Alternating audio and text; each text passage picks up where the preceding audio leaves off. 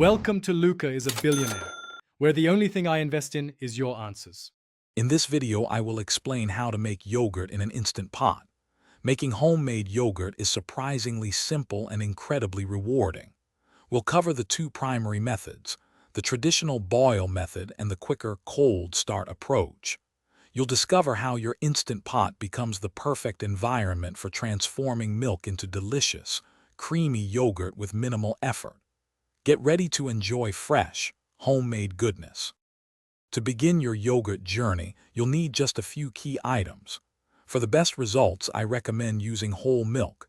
It yields a wonderfully creamy texture. Your starter culture is crucial. A small amount, about 2 tablespoons, of plain yogurt containing live active cultures will do the trick. Beyond your instant pot, a whisk and a good thermometer are essential for success. Let's dive into the process. First, heat your milk in the instant pot to 180 degrees Fahrenheit using the yogurt setting. This pasteurizes the milk. Next, cool it down to between 105 and 110 degrees Fahrenheit. Once cooled, gently whisk in your starter culture.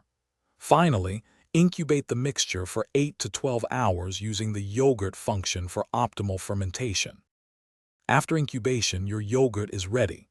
For a thicker, Greek-style yogurt, strain it through cheesecloth for several hours.